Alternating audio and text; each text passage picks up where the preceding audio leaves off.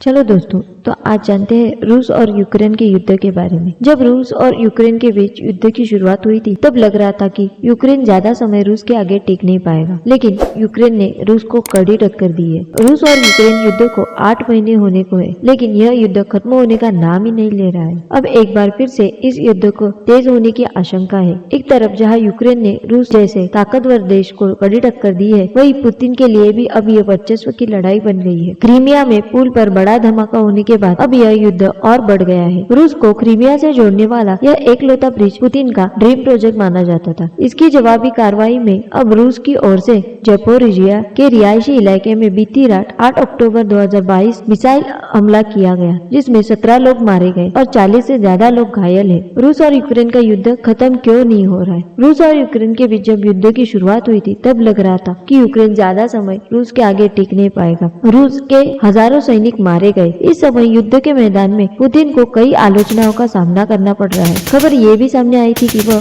अपने जनरलों से नाराज थे। वो अपनी ताकत साबित करना चाहते हैं। पुतिन का अब एक ही मकसद है कि वह इस युद्ध के दम पर दुनिया को अपने देश की ताकत दिखाना चाहते हैं। यही कारण है कि वह पीछे नहीं हट रहे हैं, जबकि रूस लगातार भारी संख्या में अपने सैनिकों को गंवा रहा है। इतनी हताशा झेलने के बाद भी यह लड़ाई का अंत केवल इसलिए नहीं हो रहा है क्योंकि पुतिन अपनी ताकत का दिखावा करना चाहते हैं। यूक्रेन की ताकत का गलत अनुमान लगाया गया रूस से। रूस को लगा था कि उसका यूक्रेन को हराना बाएं हाथ का खेल होगा, लेकिन उसने यूक्रेन की ताकत को आंकने में गलती कर दी थी। यही कारण है कि अब यह युद्ध इतना लंबा चल रहा है। रूस को कमजोर होता देख अब यूक्रेन ने इस युद्ध में बढ़ चढ़कर उतरने का फैसला किया है। रूस की तरफ से चारों स्थानों पर कब्जा किया गया है। पुतिन ने यूक्रेन के 4 इलाकों खेरसोन, लुहांस्क, डोनेट्स्क और ज़पोरिजिया पर कब्जा कर लिया है। ऐसे में अब यूक्रेन की जीत ये है कि वह इन्हें लेकर ही रहेगा। राष्ट्रपति वोलोडिमिर जेलेंस्की ने खुद बयान जारी कर रहा है कि क्रीमिया पुल शुरुआत है, सब कुछ अवैध नष्ट होना चाहिए। यूक्रेन से चोरी की गई हर चीज को वापस ली जानी चाहिए। रूस के कब्जे वाली हर चीज को निष्कासित किया जाना चाहिए। यूक्रेन के राष्ट्रपति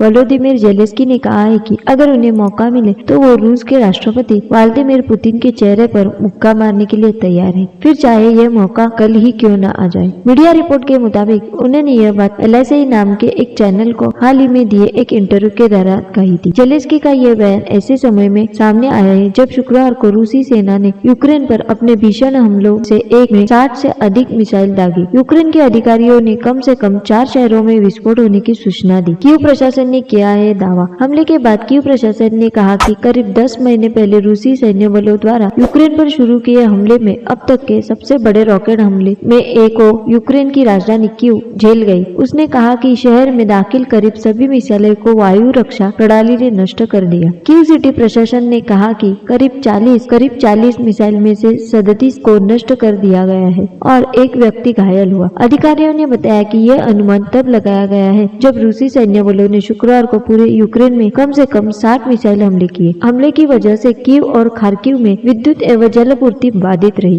कीव ने दावा किया है कि ये रूस की ही योजना है। कीव ने गुरुवार को चेतावनी दी कि 24 फरवरी के हमले के लगभग 1 साल बाद मॉस्को अगले साल की शुरुआत में एक नए आक्रामक हमले की योजना बना रहा है। बता दें 24 फरवरी 2022 रूस ने मॉस्को के खिलाफ सैन्य अभियान शुरू किया था। तो दोस्तों, आपको ये वीडियो पसंद आए तो इसको लाइक, शेयर और चैनल को सब्सक्राइब जरूर कीजिए।